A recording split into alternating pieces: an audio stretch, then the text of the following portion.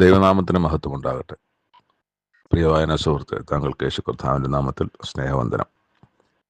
ഇന്ന് സെപ്റ്റംബർ 5, ഒന്നാമത്തെ വായനാ ഭാഗം 2 രാജാക്കന്മാരുടെ പുസ്തകം 10-ാം അധ്യായം. നമ്മൾ ഇന്നലെ കണ്ടു, യേഹൂവിൻ്റെ നേതൃത്വത്തിലുള്ള പടയൊരുക്കം നടക്കുന്നു. അതിൻ്റെ അവസാനം ഇസബെലിനെ മരിക്കുന്നതും ഇസബെലിനെ കിളിവാതിൽ കൂടെ തള്ളി താഴെയിട്ട് മരിക്കുന്നതും, ആ നായ്ക്കൾ ഇസബേലിൻ്റെ ശരീരം ഭക്ഷിക്കുന്നതും ഒക്കെ കാണുന്നുണ്ട്. അതവിടെ പറയുന്നത്, ഇന്നലത്തെ വായനയുടെ അവസാനം എന്നിങ്ങനെ, അതായത് ഇസ്രായേൽ ദേശത്ത് വെച്ച് നായ്ക്കൾ ഇസബേലിൻ്റെ മാംസം തിന്നുകളയും, അത് ഇസബേൽ എന്ന് പറയാൻ കഴിയാതെ വണ്ണം ഇസബേലിൻ്റെ പിണം ഇസ്രായേൽ ദേശത്ത് വയലിലെ ചാണകം പോലെ ആകും എന്നിങ്ങനെ യഹോവ തിശ്ബിനായ ഏലിയാവ് എന്ന തൻ്റെ ദാസൻ മുഖാന്തരം അരുളി ചെയ്ത വചനം തന്നെ ഇത് എന്ന് പറഞ്ഞു. അപ്പോൾ ആ ദൈവം ഏലിയാ പ്രവാചകനോട് പറഞ്ഞ ആ വചനം തന്നെയാണ് ഇവിടെ നിവൃത്തിയായത് എന്ന് ആണ് നമ്മൾ ഇന്നലത്തെ വായനയുടെ അവസാനം കാണുന്നത്. അത് കഴിഞ്ഞിട്ട് ഈ യേഹു ആഹാബിന് 70 മക്കളുണ്ട്, 70 മക്കൾ. അവരുടെ മൂപ്പന്മാർക്ക് കത്തെഴുതി, നിങ്ങളുടെ 70 മക്കളിൽ ഏറ്റവും ശ്രേഷ്ഠനായ പ്രബലനായ ഒരുവനെ നിങ്ങൾ രാജാവാക്കുക ആഹാബിന് ശേഷമായിട്ട്, എന്നിട്ട് അവനും കൂട്ടി നിങ്ങൾ എന്നോട് യുദ്ധത്തിന് വരിക എന്നാണ് പറയുന്നത്. അപ്പോൾ അവർ മൂപ്പന്മാർ പറയും, 2 രാജാക്കന്മാർക്ക് അവനെതിരെ നിൽക്കാൻ കഴിഞ്ഞില്ല, പിന്നെ നമുക്ക് എന്ത് ചെയ്യാൻ കഴിയും? അവർ യേഹുവിൻ്റെ അടുത്ത് വന്ന് പറഞ്ഞു, ഞങ്ങൾ ആരെയും രാജാവാക്കുന്നില്ല, നീ നിൻ്റെ ഇഷ്ടം പോലെയൊക്കെ ചെയ്തോളാൻ പറയും. അപ്പോൾ യേഹു 2ാമത് എഴുത്തെഴുതി അവിടുത്തെ മൂപ്പന്മാർക്കും പ്രധാനിമാർക്കും ഒക്കെ, ഞങ്ങൾ നാളെ ഈ നേരത്ത് ആ 70 രാജാക്കന്മാരുടെ തല ഒരു കുട്ടയിൽ വെച്ച് ഇവിടെ എത്തിക്കണം എന്ന് പറഞ്ഞു. അവർ ആ പറഞ്ഞതുപോലെ തന്നെ ആ 70 രാജാക്കന്മാരെയും പിടിച്ച് കഴുത്തറുത്ത് തല കുട്ടയിലാക്കി, ഒരു കുട്ടയിലല്ലായിരിക്കും, ചിലപ്പോൾ 2 കുട്ടയിലായിരിക്കും, കുട്ടയിലാക്കി യേഹുവിൻ്റെ അടുത്ത് കൊണ്ടുവന്നു. യേഹു അത് അവിടെ പട്ടണവാതിക്കൽ തല കുമിഞ്ഞു കൂട്ടി ഇട്ടേക്കാൻ പറഞ്ഞു. വൈകുന്നേരം വരെ ഇട്ടിരിക്കട്ടെ, ആളുകൾ കാണട്ടെ എന്ന് പറഞ്ഞ് അവിടെ രാവിലെ വരെ വെച്ചേക്കാൻ പറഞ്ഞു. കുമാരമായി കൂട്ടി രാവിലെ വരെ വെച്ചേക്കുമെന്ന് പറഞ്ഞു. എന്നിട്ടാണ് അതിനെ കൊണ്ടുപോയി അടക്കം ചെയ്യുന്നത്. അപ്പോൾ എന്നിട്ട് പറഞ്ഞു, നിങ്ങൾ നീതിമാന്മാർ, ഞാൻ എൻ്റെ യജമാന് വിരോധമായി കൂട്ടുകൊണ്ടുണ്ടാക്കി അവനെ കൊന്നുകളഞ്ഞു. എന്നാൽ ഇവരെയൊക്കെയും കൊന്നത് ഞാനാണോ ഇവരെയൊക്കെ കൊന്നത്? ഞാനല്ല. ദൈവം അഹാബ് ഗ്രഹത്തെക്കുറിച്ച് അരുളി ചെയ്ത ദൈവത്തിൻ്റെ വചനമാണ് ഇവിടെ നിവൃത്തിയായത്. ദൈവം പറയുന്ന ഒരു കാര്യങ്ങളും നിഷ്ഫലമാകില്ല. നമുക്കും തോന്നും 70 പുത്രന്മാരെ കൊല്ലുവാൻ യേഹു അങ്ങനെ ചെയ്തല്ലോ, വലിയ കഷ്ടം തന്നെയാണ്. നമുക്കും അത് സങ്കടകരമായ കാര്യം തന്നെയാണ്. ശത്രുവായാൽ പോലും അങ്ങനെ സംഭവിക്കുന്നത് നമ്മളെപ്പോലെയുള്ള സാധാരണ മനുഷ്യർക്ക് ഇഷ്ടമുള്ളതും സഹിക്കുന്നതും കാര്യമല്ല. പക്ഷെ ഇവിടെ യേഹുവിൻ്റെ സ്വന്തം ഇഷ്ടത്താൽ ചെയ്തതല്ല. ദൈവമായ യഹോവ നേരത്തെ അരുളി ചെയ്തതാണ്, ഈ ആഹാബ് ഗ്രഹത്തെ ആരെയും വെച്ചേക്കരുത്, ആഹാബ് ഗ്രഹത്തെ സമ്പൂർണ്ണമായി നശിപ്പിക്കണമെന്നുള്ളത്. ഏലിയാ പ്രവാചകൻ മുഖാന്തരവും എലീശ മുഖാന്തരവും ഒക്കെ പറയുന്ന കാര്യമാണ് ഇവിടെ യേഹു ചെയ്തത് എന്ന് മാത്രം. അതാണ് യേഹു ഇവിടെ പറയുന്നത്, ഞാനാണോ കൊന്നത്? ദൈവമാണ് ഇത് ചെയ്തത്. അങ്ങനെ യേഹു ജസ്രയേലിൽ ആഹാബ് ഗ്രഹത്തിൽ ശേഷിച്ചവരൊക്കെ അവരുടെ അഹത്തുക്കളെയും ബന്ധുക്കളെയും പുരോഹിതന്മാരെയും ആരെയും ശേഷിക്കാതെ വണ്ണം സംഹരിച്ചു കളഞ്ഞു. പിന്നെ പുറപ്പെട്ടു വരുമ്പോഴാണ് യഹൂദ രാജാവായ അഹസ്യാവിൻ്റെ സഹോദരന്മാരെ കണ്ടു. ഇതിപ്പം ഇസ്രായേലിലെ സംഭവമാണ്. തിരിച്ചു വരുന്ന വഴി യഹൂദ രാജാവ് അഹസ്യാവിൻ്റെ സഹോദരന്മാർ, നിങ്ങൾ ആരും ചോദിച്ചപ്പോൾ ഞാൻ അഹസ്യാവിൻ്റെ സഹോദരന്മാർ രാജാവിൻ്റെ മക്കളെയും രാജ്ഞിയുടെ മക്കളെയും അഭിവന്ദനം ചെയ്യാൻ പോവുകയാണെന്ന് പറഞ്ഞു. അവരെ പിടിക്കാൻ പറയും. അവരെ പിടിച്ച് അവരെയും കൊന്നുകളയാണ് ചെയ്യുന്നത്.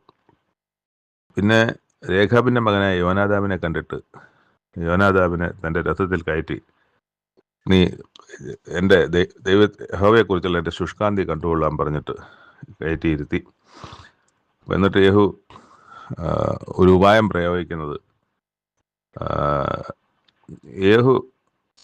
ആഹാബ് ബാലിനെ അല്പമേ സേവിച്ചുള്ളൂ, യേഹു അധികം സേവിക്കും എന്ന് പറഞ്ഞിട്ട്, ഞാൻ ബാലിൻ്റെ ആരാധകനാണ്, ഞാൻ ബാലിൻ്റെ ശിഷ്യനാണ്, അല്ലെങ്കിൽ ബാലിൻ്റെ വിശ്വാസിയാണ് എന്നൊക്കെ ഒരു പിക്ചർ വാക്കുകളാൽ സൃഷ്ടിച്ചിട്ട് ബാലിൻ്റെ സകല പ്രവാചകന്മാരെയും കൂട്ടിവരുത്താൻ പറയുകയാണ്, ക്ഷണിക്കുകയാണ്. അങ്ങനെ ബാലിൻ്റെ സകല പുരോഹിതന്മാരും വന്നുകൂടി അപ്പം അവരൊരു അവരുടെ ഒരു ക്ഷേത്രത്തിനകത്ത് ആണ് വന്നുകൂടിയത്. അവിടെ അവർ തിങ്ങി നിറഞ്ഞു എന്നാണ് കാണുന്നത്. തിങ്ങി നിറഞ്ഞു. പിന്നെ വാതിലും അടച്ചു കാണും. എന്നിട്ട് യോനാദാബും യേഹുവും യോനാദാബും കൂടെ അതിനകത്ത് ക്ഷേത്രത്തിനകത്ത് കടന്നു. ബാലിന്റെ പൂജകന്മാരല്ലാതെ ആരും ഇതിനകത്ത് നിൽക്കരുത്, യഹോവയുടെ പൂജകന്മാരാരെങ്കിലും ഉണ്ടെങ്കിൽ പുറത്തു വെക്കണമെന്ന് പറഞ്ഞു. അങ്ങനെ അവിടെ ബാലിന്റെ പുരോഹിതന്മാർ മാത്രമാവുകയും അവരെല്ലാവരെയും വെട്ടിക്കൊല്ലുകയും ചെയ്യുന്ന കാഴ്ചയാണ് കാണുന്നത്. എന്നിട്ട് ബാലിന്റെ സ്തംഭത്തിൽ ഈ ബാലിന്റെ വിഗ്രഹങ്ങളുണ്ടല്ലോ, അതിനെല്ലാം ചവിട്ടി നശിപ്പിച്ച് അടിച്ചു പൊടിച്ച് അതിനെയും എല്ലാം ഇല്ലാതാക്കിയിട്ട് ആ ക്ഷേത്രത്തിനെ മറപ്പുരയാക്കി അല്ലെങ്കിൽ മൂത്രപ്പുരയാക്കി മലവിസർജനം ചെയ്യാനുള്ള സ്ഥലമാക്കി മാറ്റി എന്നാണ് നമ്മളവിടെ വായിക്കുന്നത്. അത് ഇന്നുവരെയും അങ്ങനെ ഇരിക്കുന്നു എന്നും അവിടെ എഴുതിയിട്ടുണ്ട്. യേഹുവിനോട് പക്ഷേ ഈ പൂർണ്ണമായും ദൈവത്തെ അന്വേഷിക്കുന്ന ഒരാളായിരുന്നില്ല ഈ യേഹു എന്നുള്ളത് നമ്മൾ ഇവിടുന്ന് വായിച്ച് മനസ്സിലാക്കുന്നുണ്ട്. ദൈവം യഹോവിനോട് എനിക്കിഷ്ടമുള്ളത് നീ നല്ലവണ്ണം അനുഷ്ഠിച്ചത് കൊണ്ടും എൻ്റെ ഹിതപ്രകാരമൊക്കെയും ആഹാബ് ഗ്രഹത്തോട് ചെയ്തത് കൊണ്ടും നിന്റെ പുത്രന്മാർ ഇസ്രായേലിൻ്റെ രാജാസനത്തിൽ 4ാം തലമുറ വരെ ഇരിക്കും. അതായത് യേഹുവിൻ്റെ മകൻ, അയാളുടെ മകൻ, അങ്ങനെ 4 തലമുറ ഇസ്രായേലിൻ്റെ രാജാസനത്തിൽ ഇരിക്കും. അത് ഇത്രയും കാര്യം ചെയ്തത് കൊണ്ട് ആണ്. അതേസമയം ഇയാൾ പൂർണ്ണമായും ഒരു ദൈവത്തെ ആരാധിക്കുന്ന ആളാണെങ്കിൽ ചിലപ്പം അത് ദൈവം വീണ്ടും നീട്ടിക്കൊടുത്തേനെ. പക്ഷെ ഇയാളുടെ ഒരു പരിമിതമായ സ്വഭാവവും പരിമിതമായ ദൈവഭക്തിയും വെച്ചിട്ട്, അനുസരണയും വെച്ചിട്ട് ദൈവം ചെയ്തതിനുള്ള പ്രതിഫലം 4 തലമുറ വരെ രാജാക്കന്മാരായിരിക്കാൻ യേഹുവിൻ്റെ കുടുംബത്തിനെ അല്ലെങ്കിൽ യേഹുവിനെ അനുവദിക്കുകയാണ്. ഇവിടെ എഴുതിയിരിക്കുന്നത്, എങ്കിലും യേഹു ഇസ്രായേൽ ദൈവമായ യഹോവയുടെ ന്യായപ്രമാണം പൂർണ്ണ മനസ്സോടെ നടക്കുന്നതിന് ജാഗ്രത കാണിച്ചില്ല. അവിടെയും വായിക്കുന്നുണ്ട്, പഴയ നെബോത്തിന്റെ മകനായ യൊരോബയാമിന്റെ പാപങ്ങളെ അവൻ വിട്ടുമാറിയതുമില്ല എന്ന് നമ്മൾ വായിക്കുന്നുണ്ട്. പിന്നെ ഇവിടെ കാണുന്നത് യഹോവ ഇസ്രായേലിനെ കുറച്ച് കളയാൻ തുടങ്ങിയെന്ന്. എന്ന് പറഞ്ഞാൽ അവരുടെ എണ്ണത്തിൽ കുറച്ച് കളയാൻ, എണ്ണം കുറച്ച് തുടങ്ങി, അവരുടെ ജനസംഖ്യ കുറച്ച് കളയാൻ ദൈവം പ്രവർത്തി തുടങ്ങിയെന്നാണ് വായിക്കുന്നത്. അതിനുള്ള ഒരു തെളിവ് നമ്മളവിടെ കാണുന്നത് ഹസായേൽ ഇസ്രായേലിന്റെ അതിരുകളിലൊക്കെയും അവരെ തോൽപ്പിച്ചു എന്നാണ്. ഹസായേൽ അങ്ങനെ തോൽപ്പിച്ചു എന്ന് പറയുമ്പോൾ ആ കൂട്ടത്തിൽ ഒരുപാട് പേര് മരണപ്പെടുന്നുണ്ട്. അങ്ങനെ അവരുടെ എണ്ണം കുറഞ്ഞു വരുന്നു എന്നാണ്. എന്നിട്ട് നമ്മൾ കാണുന്നത് യേഹു തൻ്റെ പിതാക്കന്മാരിൽ നിന്ന് എതിര് പ്രാപിച്ചു, അവനെ ശമരിയിൽ അടക്കം ചെയ്തു. അവൻ്റെ മകനായ യഹോവഹാസ് അവന് പകരം രാജാവായി. യേഹു 28 വർഷമാണ് ഈ ഇസ്രായേലിൽ രാജാവാണ് ആയിട്ടാണ് നമ്മൾ ഈ പ്രവൃത്തികളൊക്കെയും കാണുന്നത്. യേഹുവിനെ കൂടെ ഉണ്ടായിരുന്ന പടയാളികൾ അല്ലെങ്കിൽ പടനായകന്മാർ അവർ യേഹുവിനെ രാജാവാക്കി അഭിഷേകം ചെയ്യുന്നുണ്ടല്ലോ. അഭിഷേകം നേരത്തെ പ്രവാചക പുരുഷൻ വന്ന് ചെയ്തു, പ്രവാചക ശിഷ്യൻ വന്ന് ചെയ്തു.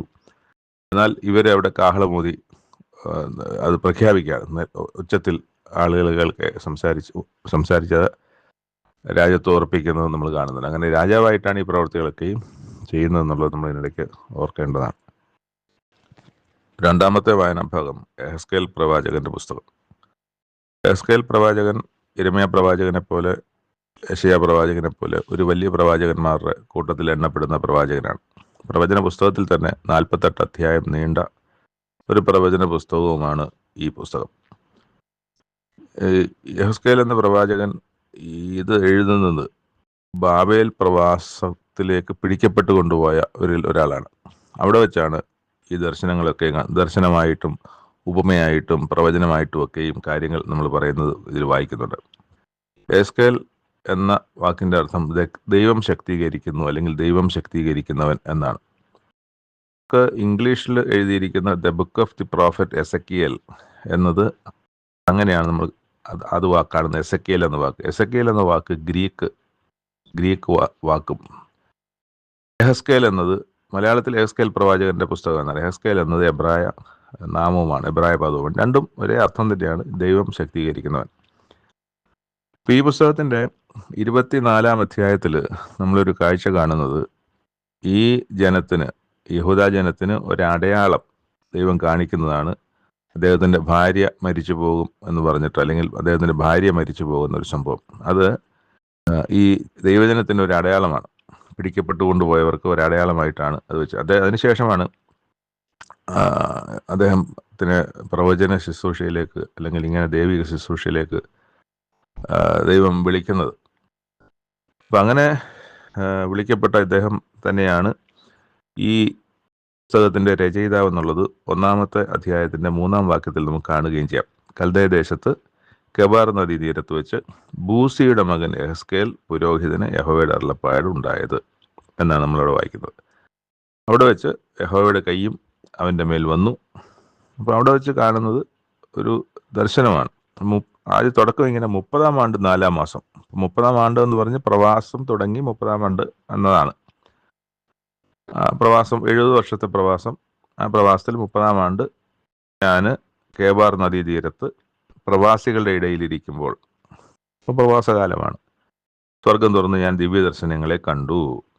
അപ്പോൾ യെഹോയാക്കീൻ, അപ്പോൾ ഈ യെരൂശലേം ദേവാലയം നശിപ്പിക്കപ്പെടുന്ന കാലത്തിന് മുമ്പ്, അതായത് സിദെക്കിയാവിൻ്റെ ഭരണാന്ത്യത്തിന് മുമ്പ്, അതിനു മുമ്പ് കൊണ്ടുപോകപ്പെട്ടവരുടെ കൂട്ടത്തിലുള്ളതാണ്. ആകെ ഒരു വലിയ കൂട്ടങ്ങളെ കൊണ്ടുപോകുന്നത് 3 തവണയായിട്ടാണ് ബാബേലിലേക്കുള്ള പ്രവാസത്തിലേക്ക് ആളുകളെ കൊണ്ടുപോകാൻ നമുക്ക് കാണാൻ പറ്റും 3 രാജാക്കന്മാരുടെ കാലത്ത്. അപ്പം ആ യെരൂശലേം ദേവാലയം നശിപ്പിക്കപ്പെടുന്നതിന് മുമ്പ് തന്നെ കൊണ്ടുപോകപ്പെട്ട ആളുകളിൽ ഒരാളാണ് ഈ യെഹെസ്കേൽ എന്ന ഈ പ്രവാചകനും പുരോഹിതനുമായിരിക്കുന്ന ഇദ്ദേഹം. അവിടെ ഞാൻ നോക്കിയപ്പോൾ ഒരു ദർശനം കണ്ടു എന്ന് പറഞ്ഞാണ് നമ്മൾ വായിക്കുന്നത്. ഒരു കൊടുങ്കാറ്റും വലിയൊരു മേഘവും പാളിക്കത്തുന്ന തീയും വരുന്നത് ഞാൻ കണ്ടു. അതിൻ്റെ ചുറ്റും ഒരു പ്രകാശവും അതിൻ്റെ നടുവിൽ നിന്ന്, തീയുടെ നടുവിൽ നിന്ന് തന്നെ ശുക്ല സ്വർണം പോലെ ഒരു കാഴ്ചയും ഉണ്ടായിരുന്നു. അതിൻ്റെ നടുവിൽ 4 ജീവികളുടെ സാദൃശ്യം കണ്ടു. അവയുടെ രൂപമോ അവയ്ക്ക് മനുഷ്യ സാദൃശ്യം ഉണ്ടായിരുന്നു. ഓരോന്നിന് 14 മുഖവും 14 ചിറകും ഉണ്ടായിരുന്നു. അവയുടെ കാൽ ചൊവ്വുള്ളതും കാലടി കാളക്കിടാവിൻ്റെ കുളമ്പ് പോലെയുമായിരുന്നു. മിനുക്കിയ താമ്രം പോലെ അവ മിന്നിക്കൊണ്ടിരുന്നു. അവയ്ക്ക് 4 ഭാഗത്തും ചിറകിൻ്റെ കീഴായി മനുഷ്യ കൈകളും ഉണ്ടായിരുന്നു. 4നും മുഖങ്ങളും ചിറകുകളും ഇങ്ങനെയായിരുന്നു. അവയുടെ ചിറകുകൾ ഒന്നോടൊന്ന് തൊട്ടിരുന്നു. പോകുമ്പോൾ അവ തിരിയാതെ ഓരോന്നും നേരെ മുമ്പോട്ട് പോകും. അവയുടെ മുഖരൂപമോ അവയ്ക്ക് മനുഷ്യമുഖമുണ്ടായിരുന്നു. 4നും വലതുഭാഗത്ത് സിംഹമുഖം, ഇടതുഭാഗത്ത് കാളമുഖം ഉണ്ടായിരുന്നു. 4നും കഴുകുമുഖവും ഉണ്ടായിരുന്നു. ഇങ്ങനെ ആയിരുന്നു അവയുടെ മുഖങ്ങൾ. അപ്പോൾ ഇത് ദൈവം ഭാവിയിൽ നടക്കാനിരിക്കുന്ന കാര്യങ്ങളെ സംബന്ധിച്ചുള്ള, അല്ലെങ്കിൽ ദൈവികമായ ചില കാര്യങ്ങളെ സംബന്ധിച്ചുള്ള കാഴ്ച യെഹെസ്കേൽ പ്രവാചകന് കൊടുക്കുന്നതാണ്. ഇത്തരം ദർശനങ്ങൾ നമ്മൾ വേറെയും കാണുന്നത് സെഖരിയ പ്രവാചകന്റെ പുസ്തകത്തിൽ നമുക്ക് മനസ്സിലാകാത്ത, സാധാരണ ഒറ്റ വായനയിലൊന്നും ഒരിക്കലും മനസ്സിലാക്കിയെടുക്കാൻ കഴിയാത്ത ചില ദർശനങ്ങളൊക്കെയും നമുക്ക് സെഖരിയ പ്രവാചകന്റെ പുസ്തകത്തിൽ കാണാം. അതുപോലെ വെളിപ്പാട് പുസ്തകത്തിൽ കാണാം. അതുപോലെ ദർശനങ്ങൾ നമുക്ക് ദാനിയേലിൻ്റെ പുസ്തകത്തിലും കാണാം. പക്ഷെ അത് ദാനിയേൽ മാത്രം കാണുന്നതല്ല. നെബൂഖദ്നേസർ കാണുന്ന കാഴ്ചകളെ സംബന്ധിച്ചും ദാനിയേൽ കാണുന്ന കാഴ്ചകളെ സംബന്ധിച്ചും ഒക്കെ നമുക്ക്, അപ്പം ഇത് ദൈവം ഈ ദൈവമക്കൾക്ക് കാണിച്ചു കൊടുക്കുന്ന ദർശനങ്ങൾ ആ ജനത്തോട് അവതരിപ്പിക്കാനുള്ള, ജനത്തോട് പറയാനുള്ള കാര്യങ്ങളാണ് അതിനകത്തുള്ള ഇത് വളരെ പണ്ഡിതന്മാരായ, അല്ലെങ്കിൽ ദൈവത്തിൻ്റെ തന്നെ അരുളപ്പാട് ലഭിച്ച ആളുകളാണ് ഇത്തരം കാര്യങ്ങളെ സംബന്ധിച്ചുള്ള വിശദീകരണങ്ങളൊക്കെ ലോകത്തിൽ ദൈവമക്കൾക്ക് കൊടുത്തിട്ടുള്ളത്. പിന്നെയും പല ദർശനങ്ങളെ അതിനകത്ത് കാണുന്നുണ്ട്. നമ്മൾ താഴോട്ട് അവസാനം വായിക്കുമ്പോഴത്തേക്ക് അതിൻ്റെ തുടർച്ചയായിട്ട് തന്നെ ഈ ജീവികളെ സംബന്ധിച്ചുള്ള ചില ജീവികളുടെയൊക്കെയും ചിത്രങ്ങളും ദർശനങ്ങളുമാണ് അവിടെ കാണുന്നത്. ജീവികളുടെ നടുവിൽ കത്തിക്കൊണ്ടിരിക്കുന്ന തീക്കനൽ പോലെയും പന്തങ്ങൾ പോലെയും ഒരു കാഴ്ചയുണ്ടായിരുന്നു. അത് ജീവികൾക്കിടയിൽ സഞ്ചരിച്ചു കൊണ്ടേയിരുന്നു.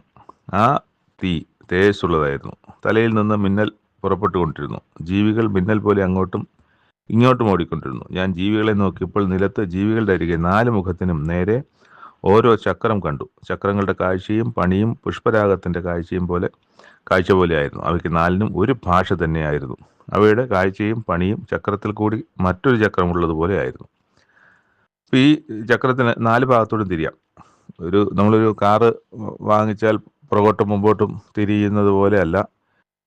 ഇപ്പം പുതിയ ചില കാറുകൾ കണ്ടിട്ടുണ്ടല്ലോ, ആ ചക്രം ഇങ്ങോട്ട് തിരിയും. അത് ഇടത്തോട്ട് വേണേലും നമുക്ക് ഇപ്പോൾ പാർക്ക് ചെയ്യുന്ന ഒരു സ്ഥലത്ത് ചെന്നാൽ അവിടെ നേരെ കൊണ്ട് നിർത്തിയിട്ട് ഒരു ലിവർ മാറുമ്പോഴത്തേക്ക് ആ നേരെ ഇരുന്ന ചക്രങ്ങളെല്ലാം സൈഡിലോട്ടാവും.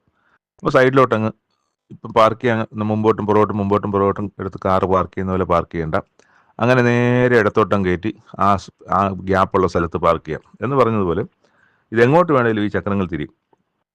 അങ്ങനെ ഉള്ള ചക്രങ്ങളുള്ള കാഴ്ചയാണ് ഇവിടെ കാണുന്നത്. എന്നിട്ട് പറയാൻ, ജീവികളുടെ ആത്മാവ് ചക്രങ്ങളിലായിരുന്നത് കൊണ്ട് ചക്രങ്ങൾ അവയോടുകൂടി പൊങ്ങും. ജീവികളുടെ ആത്മാവ് ചക്രങ്ങളിലായിരുന്നത് കൊണ്ട് അവ പോകുമ്പോൾ ഇവയും പോകും. നിൽക്കുമ്പോൾ ഇവയും നിൽക്കും. അവ ഭൂമിയിൽ നിന്ന് പൊങ്ങുമ്പോൾ ചക്രങ്ങളും അവയോടുകൂടെ പൊങ്ങും. ജീവികളുടെ തലയ്ക്ക് മീതെ ഭയങ്കരമായൊരു പളുങ്ക് പോലൊരു വിധാനത്തിൻ്റെ രൂപമുണ്ടായിരുന്നു. അത് അവയുടെ തലയുടെ മീതെ ഇതെല്ലാം ഓരോ കാഴ്ചകൾ എന്ന് പറയുന്നത്, ഇതെല്ലാം ഓരോ ദൈവം അറിയിക്കുന്ന ഓരോ കാര്യങ്ങളാണ്. അത് നമുക്ക് ഒരൊറ്റ നാട്ടത്തിൽ ഒറ്റ വായനയിലൊന്നും നമുക്ക് മനസ്സിലാക്കാൻ പറ്റുന്ന കാര്യങ്ങളല്ല. ഇതിനൊക്കെ ദൈവത്തിൻ്റെതായ ഉദ്ദേശങ്ങളുണ്ട്. ഈ ചക്രം എന്താണ്, ഈ തീ എന്താണ്, പളുങ്ക് പാത്രം പോലെ കാണുന്നത് എന്താണ്, ഈ 4 ജീവികൾ എന്താണ്, അവയുടെ മുഖങ്ങൾ എന്താണ്, അതിൻ്റെ മുഖങ്ങളിൽ കാളയെന്ന് പറയുന്ന മുഖവും സിംഹവും കഴുകിൻ്റെ മുഖവും, ഇതൊക്കെ ഓരോന്നിനും ഓരോ അർത്ഥങ്ങളുള്ള കാര്യങ്ങളാണ്. അവസാനം നമ്മൾ കാണുന്ന യഹോവയുടെ മഹത്വത്തിൻ്റെ പ്രത്യക്ഷത ഇങ്ങനെയായിരുന്നു കണ്ടത്. അപ്പോൾ ഇവിടെ ഒരു പൊതുവെ പറയുന്നൊരു കാര്യം, ദൈവത്തിൻ്റെ മഹത്വമാണ് ഇവിടെ പ്രത്യക്ഷപ്പെട്ടത്. അത് കണ്ടിട്ട് അവൻ കവിണ് വീണ് സംസാരിക്കുന്ന ഒരുത്തൻ്റെ ശബ്ദവും ഞാൻ കേട്ടു. അപ്പോൾ ഇത് കണ്ടിട്ട്, ഈ കാഴ്ച, ഭയങ്കരമായ കാഴ്ച കണ്ടിട്ട് യഹസ്കേൽ പ്രവാചകൻ വീണ് കുമ്പിടുകയാണ്, അല്ലെങ്കിൽ കവിണ് വീണ് നമസ്കരിക്കുകയാണ്. അപ്പോൾ അവിടെ വെച്ച് ഒരു ശബ്ദം കേൾക്കുകയാണ് ഈ പുസ്തകത്തിൻ്റെ അവസാനത്തിൽ. അങ്ങനെയാണ് വായിച്ചു നിൽക്കുന്നത്. ഈ ശബ്ദം നാളെ ഈ ശബ്ദം എന്താണെന്നുള്ളതും ആ ശബ്ദം എന്താണ് യഹസ്കേൽ പ്രവാചകനോട് പറയുന്നത് നമുക്ക് നാളത്തെ അധ്യായങ്ങളിൽ വായിക്കാൻ കഴിയും. പക്ഷെ ഇന്ന് വായിച്ചു നിർത്തുന്നത് അങ്ങനെ കവിണ് വീണു. അപ്പോൾ യഹസ്കേൽ പ്രവാചകൻ ഒരു ശബ്ദം കേട്ടു എന്നാണ്. കൊരിന്ത്യർക്ക് എഴുതിയ 2-ാമത്തെ ലേഖനം 5, 6, 7 അധ്യായങ്ങളാണ് 3-ാമത്തെ വായനാ ഭാഗം. 5-ാമത്തെ അധ്യായം നമ്മുടെ ശരീരത്തെ സംബന്ധിച്ചാണ് പറയുന്നത്. കൂടാരമായ ഞങ്ങളുടെ ഭൂമിയിലെ നമ്മുടെ ഭൗമഭവനം അഴിഞ്ഞു പോയാൽ കൈപ്പണിയല്ലാത്ത നിത്യഭവനമായി ദൈവത്തിൻ്റെ ദാനമായൊരു കെട്ടിടം ഞങ്ങൾക്ക് സ്വർഗത്തിലുണ്ട് ഞങ്ങൾ അറിയുന്നു. ഈ ശരീരം അല്ലെങ്കിൽ ഈ ശരീരം മരിച്ചു പോയാലും ഞങ്ങൾക്കായി ഒരു ശരീരം ദൈവം സ്വർഗത്തിൽ സൂക്ഷിച്ചിട്ടുണ്ടെന്നാണ്. അപ്പോൾ ഇന്ന് നമ്മൾ കാണുന്ന ശരീരത്തിൽ നിന്ന് വ്യത്യസ്തമായി, ഇപ്പം മരിച്ച് ഉയർത്തെഴുന്നേൽക്കുമ്പോൾ നമുക്ക് കിട്ടുന്ന ശരീരത്തെ സംബന്ധിച്ചാണ്. അത് മരിച്ചു കഴിഞ്ഞാൽ എല്ലാ മനുഷ്യരും മരിക്കും, നശിച്ചു പോകും. പക്ഷേ ദൈവവേദയിലായിരിക്കുന്നവർക്ക് ദൈവം ഉയർപ്പിച്ച് ഒരു വ്യത്യസ്തമായ ശരീരം കൊടുക്കും എന്നാണ് പറയുന്നത്. അപ്പോൾ അതുകൊണ്ട് എന്നിട്ട് അതിൻ്റെ 9-ാമത്തെ വാക്യത്തിൽ, ശരീരത്തിൽ വസിച്ചാലും ശരീരം വിട്ടാലും ഞങ്ങൾ ദൈവത്തെ പ്രസാദിപ്പിക്കുന്നവരാകുവാൻ അഭിമാനിക്കുന്നു. അപ്പം ജീവിച്ചിരിക്കുമ്പോഴായാലും, ജീവിച്ചിരുന്നിട്ട് മരിച്ചിട്ട് പിന്നീട് ശരീരം പ്രാപിക്കുമ്പോഴായാലും, അങ്ങനെ അല്ല മരിക്കുമ്പോൾ എന്ത് ചെയ്യാനാണ്? അല്ലെങ്കിൽ മരിക്കുമ്പോൾ തങ്ങൾ ചെയ്ത നല്ല പ്രവർത്തികളാൽ മരിച്ചു കഴിഞ്ഞാലും ദൈവത്തിന് മഹത്വം കൊടുക്കുന്നവരായിരുന്നു. പൗലോസ് അപ്പോസ്തലൻ്റെ ഇന്ന് ജീവിച്ചിരിപ്പില്ല, പക്ഷേ പൗലോസ് അപ്പോസ്തലൻ ഇന്നും ദൈവത്തിന് മഹത്വം ലഭിക്കുന്നുണ്ട്. അപ്പോൾ ശരീരത്തിൽ വസിച്ചാലും ശരീരം വിട്ടാലും ഞങ്ങൾ ദൈവത്തെ പ്രസാദിപ്പിക്കുന്നതാകുവാൻ അഭിമാനിക്കുന്നതാണ്. അവനും ശരീരത്തിൽ ഇരിക്കുമ്പോൾ ചെയ്തത് നല്ലതാകലും തീയതാകലും അതിന് തക്കവണ്ണം പ്രാപിക്കേണ്ടത് നാം എല്ലാവരും ക്രിസ്തുവിൻ്റെ ന്യായാസനത്തിൽ മുമ്പായി വെളിപ്പെടേണ്ടതാകും. അപ്പോൾ അങ്ങനെ ഒരു കാലമുണ്ട്. എല്ലാവർക്കും ക്രിസ്തുവിൻ്റെ ന്യായപ്രമാണത്തിൽ നിൽക്കേണ്ടി വരും, ന്യായാസനത്തിന് മുമ്പായി നിൽക്കേണ്ടി വരും. ആ ദിവസത്തിനായിട്ട് അതിനെല്ലാം ഇന്നത്തെ നമ്മൾ ചെയ്യുന്ന പ്രവർത്തികളാണ്, നമ്മുടെ മനസ്സാണ്, നമ്മുടെ വിശ്വാസമാണ് ഇതിനൊക്കെയും അവിടെ മാറ്റുരയ്ക്കപ്പെടുന്നതെന്നുള്ളതാണ്. അപ്പോൾ അതെല്ലാം പറഞ്ഞിട്ട്, ഞങ്ങൾ വിവശന്മാർ എന്ന് വരികിൽ ദൈവത്തിനും സുബോധമുള്ളവർ എന്ന് വരികിലും നിങ്ങൾക്കുമാകുന്നു. ക്രിസ്തുവിൻ്റെ സ്നേഹം ഞങ്ങളെ നിർബന്ധിക്കുന്നു. എല്ലാവർക്കും വേണ്ടി ഒരുവൻ മരിച്ചിരിക്കെ എല്ലാവരും മരിച്ചു എന്നും, ജീവിക്കുന്നവർ ഇനി തങ്ങൾക്കായിട്ടില്ല തങ്ങൾക്ക് വേണ്ടി മരിച്ചു ഉയർത്തവനായിട്ട് ജീവിക്കേണ്ടതിന് അവൻ എല്ലാവർക്കും വേണ്ടി മരിച്ചു എന്നും നിങ്ങൾ നിർണയിച്ചിരിക്കുന്നു. ആകയാൽ ഇന്നും മുതൽ ആരെയും ജഡപ്രകാരം അറിയുന്നില്ല. ക്രിസ്തുവിനെ ജഡപ്രകാരം അറിഞ്ഞുവെങ്കിലും ഇനിമേൽ അങ്ങനെ അറിയുന്നില്ല. അപ്പം അവിടെ എഴുതിയിരിക്കുന്നത്, ഒരുത്തൻ ക്രിസ്തുവിലായാൽ പുതിയ സൃഷ്ടി, പഴയത് കഴിഞ്ഞപ്പോൾ അത് പുതിയതായി തീർന്നിരിക്കുന്നതാണ്. ഇതിനൊക്കെയും കാരണം ദൈവം തന്നെയാണ്. അവൻ നമ്മെ ക്രിസ്തു മൂലം ദൈവത്തോട് നിരപ്പിൻ്റെ ശുശ്രൂഷ ഞങ്ങൾക്ക് നൽകിയിരിക്കുന്നു എന്നൊക്കെയാണ് അവിടെ വളരെ ആഴമുള്ള കാര്യങ്ങളാണ് അവിടെ പറയുന്നത്. പാപം അറിയാത്തവനെ നാം അവനിൽ ദൈവത്തിൻ്റെ നീതിയാകേണ്ടതിന് ദൈവം നമുക്ക് വേണ്ടി പാപമാക്കിയത് യേശു ക്രിസ്തുവിനെ കുറിച്ചാണ്. 6-ാമത്തെ അധ്യായം നിങ്ങൾക്ക് ദൈവത്തിൻ്റെ കൃപ ലഭിച്ച് വ്യർത്ഥമായി തീരരുത് എന്ന് ഞങ്ങൾ സഹപ്രവർത്തിക്കാരായി നിങ്ങളെ പ്രബോധിപ്പിക്കുന്നു. അപ്പം ഇത് ഒരു പ്രസാദകാലമാണ്. ഇത് സുപ്രസാദകാലമാണ്. ഇതാണ് രക്ഷാ ദിവസം. അപ്പോൾ ഇത് നാളെ നമ്മൾ ജീവിച്ചിരിക്കാത്തൊരു കാലത്ത് ഇതൊന്നും പറഞ്ഞിട്ട് കാര്യമില്ല. ജീവിച്ചിരിക്കുന്ന കാലമാണ് സുപ്രസാദകാലം. ഇപ്പോഴാണ് എന്തെങ്കിലും ചെയ്യാൻ പറ്റുന്നത്. വിശ്വാസത്തിലേക്ക് വരിക, ഒക്കെ ചെയ്യാൻ കഴിയുക. അത് ചെയ്യാനാണ് പറയുന്നത്. നിങ്ങൾ അവിശ്വാസികളോട് ഇണയില്ല പിണക്കൂടരുത്. അപ്പം അവിശ്വാസികളുമായിട്ട് യാതൊരു തരത്തിലുള്ള കടുത്ത ബന്ധങ്ങളിലേക്ക് പോകരുത്. എന്ന് പറഞ്ഞാൽ ലോകത്ത് ആരുമായിട്ടും ബന്ധപ്പെട്ടിരുന്നൊന്നുമല്ല.